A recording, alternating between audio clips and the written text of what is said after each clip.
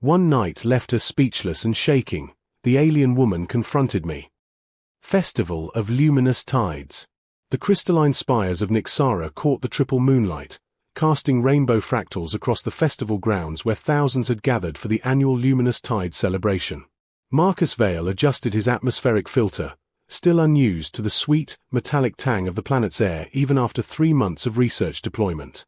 As a xenobiologist, he'd studied countless worlds, but Nyxara's bioluminescent ecosystem continued to astound him.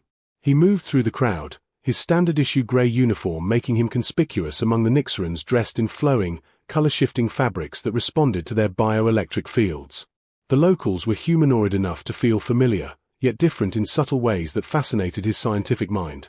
Their skin held an opalescent sheen, their movements possessed an almost liquid grace, and their eyes seemed to hold depths of color impossible on Earth. That's when he saw her. She stood at the edge of the celebration, somehow apart from it all despite being surrounded by revelers. Her midnight blue hair fell like water down her back, adorned with tiny luminescent pearls that pulsed with her heartbeat. Unlike the others, she wore deep purple that remained steady, unchanging, a statement of control in a culture that celebrated emotional transparency through their clothing. Marcus found himself drawn forward, weaving between dancers and merchants. He wasn't watching where he was going, too captivated by the way she observed everything with an intensity that matched his own scientific curiosity. Their collision was inevitable. He stepped backward to avoid a spinning dancer just as she turned, and they crashed together with surprising force. The moment their skin touched, something extraordinary happened. Where her hand pressed against his chest to steady herself, her clothing erupted in waves of gold and silver, colors racing across the fabric like startled fish. Her eyes, violet with flecks of starlight, widened in shock.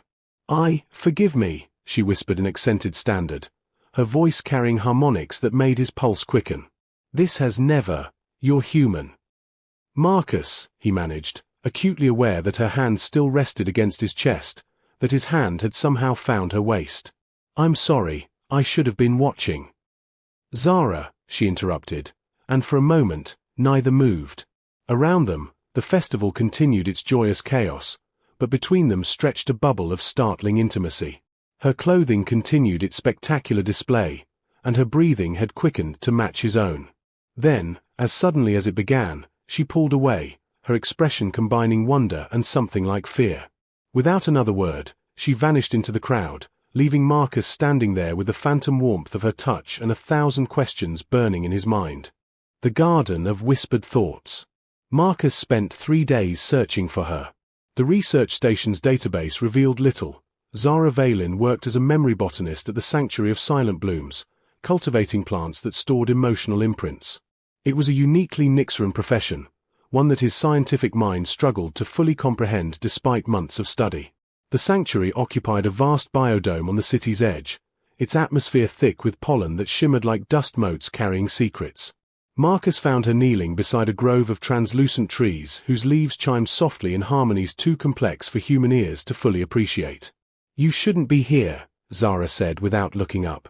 Her clothing today was deep green, steady as stone. "This is a sacred space." "I requested permission from the sanctuary keeper," Marcus replied, moving closer. "I wanted to apologize properly for the festival. And to understand what happened." She finally turned to face him, and he noticed how her fingers trembled slightly before she clasped them together. "You're a scientist. You want to study me?" "No," he said, then reconsidered. "Not like that. I want to understand you. There's a difference." A smile ghosted across her features. "Humans. Always dividing things into categories, as if the universe cares for your classifications." She stood, brushing silver pollen from her knees. What happened at the festival was an anomaly.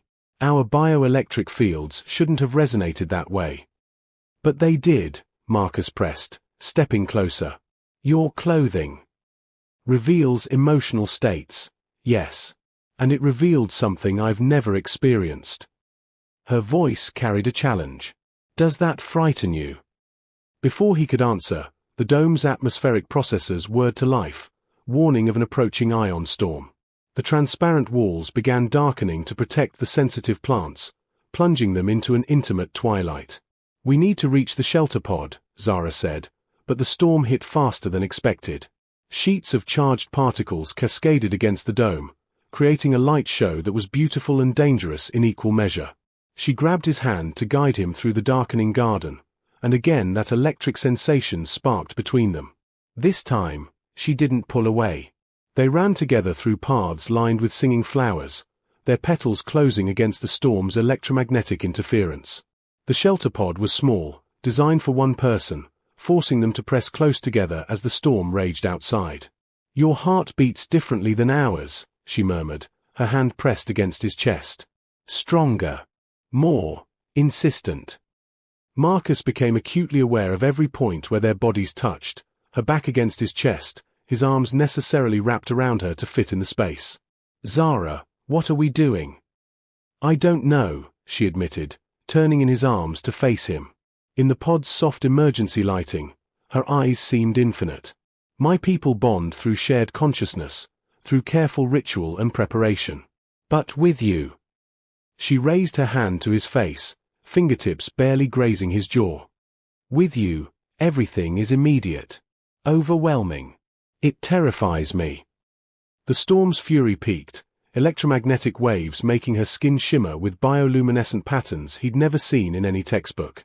She was radiant, alien, and utterly magnetic. Marcus leaned closer, their breaths mingling in the small space. "Tell me to stop," he whispered. "I can't," she breathed back, and closed the distance between them. Night of silver storms.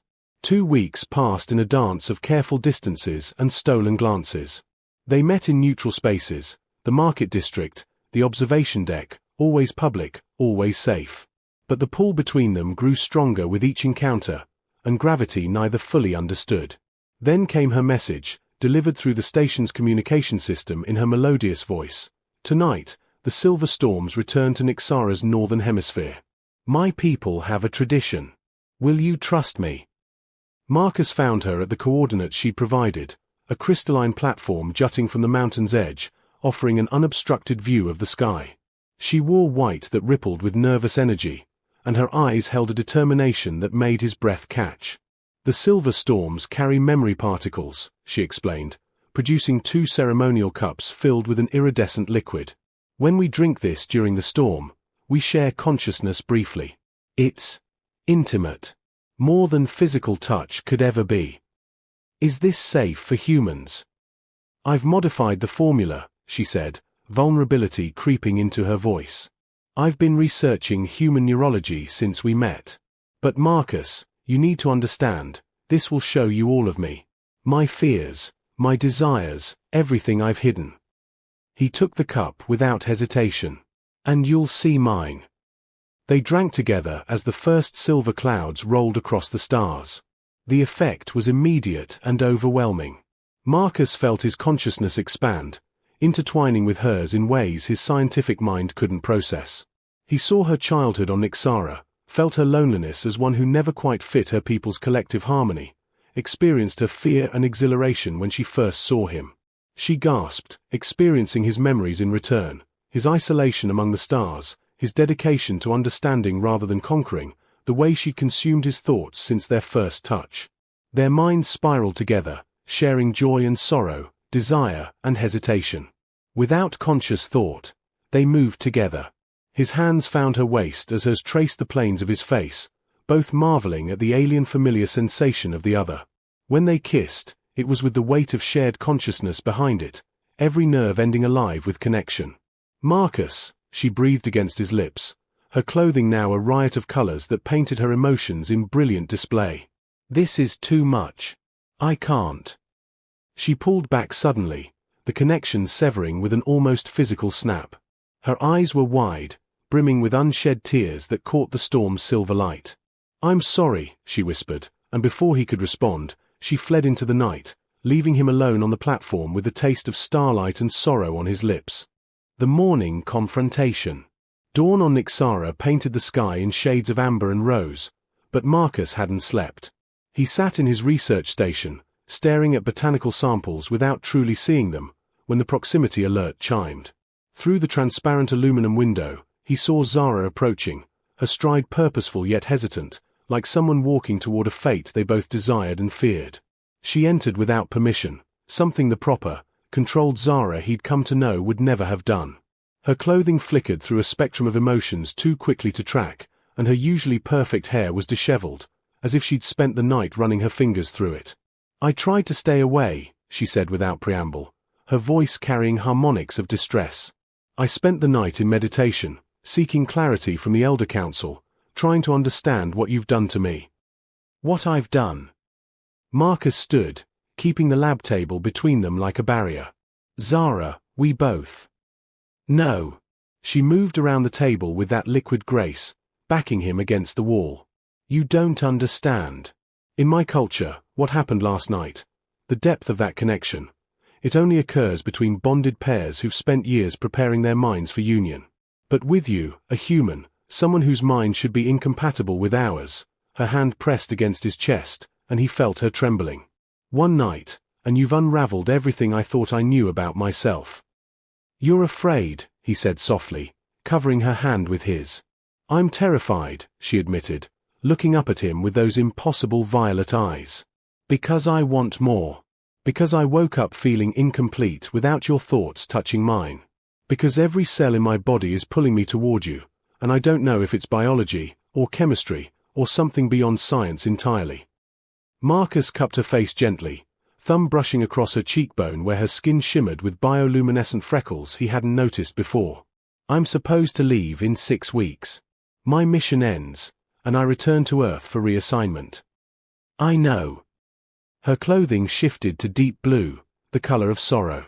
"The Elder Council would never approve a bonding between us. My family would consider it a betrayal of our traditions.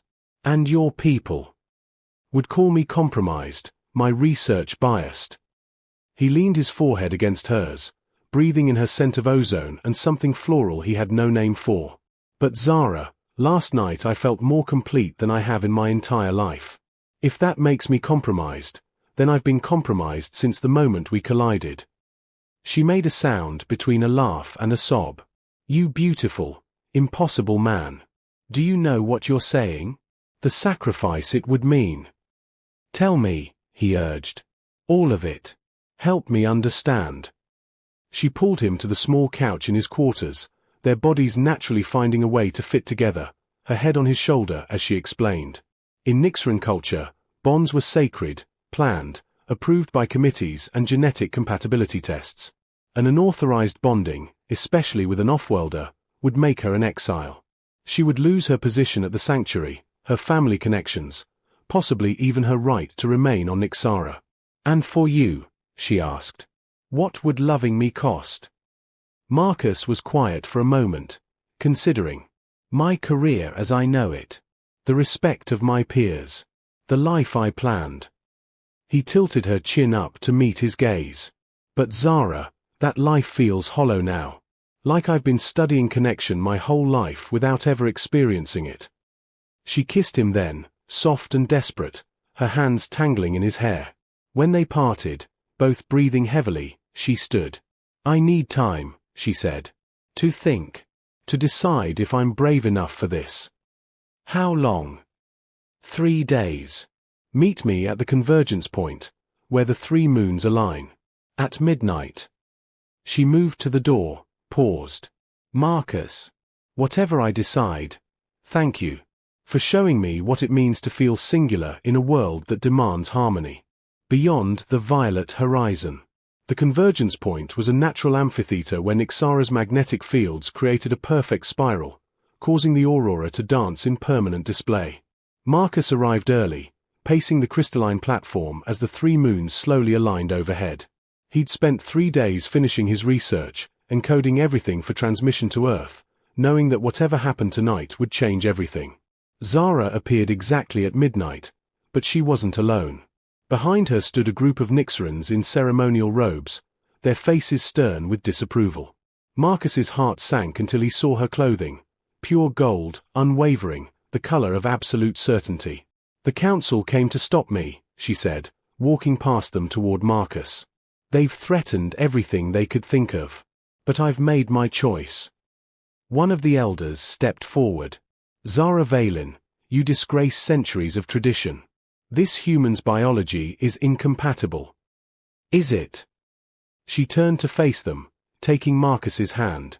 The moment their skin touched, the aurora above them pulsed brighter, the colors shifting to match the gold of her dress. Or have we been so afraid of contamination that we've forgotten evolution requires change? The ground suddenly shook, not an earthquake, but an energy surge from the planet's core. The research station's emergency alerts echoed across the valley. Marcus's communicator erupted with panicked voices. The human settlement's power grid was failing, a cascade reaction that would leave them defenseless against Nyxara's radiation. We need to evacuate them, Marcus said immediately. The sanctuary, Zara said. The biodome can shield them, but, she looked at the council. But only you can authorize it. The elders hesitated. These were the same humans they'd barely tolerated, now needing Nyxaran help to survive. Please, Zara said, her hand still linked with Marcus's. This is what connection means. Not just between us, but between our peoples. We're stronger together. Marcus stepped forward. I'll share everything. All my research on Nyxaran biology, our medical databases, everything that could help both species understand each other better. No patents, no restrictions. Open exchange. The eldest council member studied them for a long moment, then noticed something that made her eyes widen. Where Zara and Marcus touched, their bioelectric fields weren't just resonating, they were harmonizing, creating a pattern that made the very air around them shimmer with possibility. The ancient texts speak of this, she whispered. The bridge pattern. It hasn't been seen for 1,000 years. She raised her voice. Open the sanctuary. All of it. And bring the memory scribes. The next hours blurred together, evacuating the human settlement, working side by side with Nyxaran's to stabilize the power grid, using Marcus's knowledge of human technology and Zara's understanding of Nyxaran bioenergy to create a hybrid solution neither species could have managed alone. As dawn broke, they stood together on the sanctuary's observation deck, watching humans and Nyxarans working together in the gardens below. The crisis had forced what years of diplomacy couldn't, genuine cooperation. The council has agreed, the elder approached them, her expression softer now. Your bonding will be recognized, though unconventional. You'll serve as cultural ambassadors, splitting your time between Earth and Nyxara. Marcus turned to Zara, whose clothing had settled into a steady swirl of gold and silver. Is this what you want? A life between worlds? She smiled, that radiant expression he'd first glimpsed at the festival.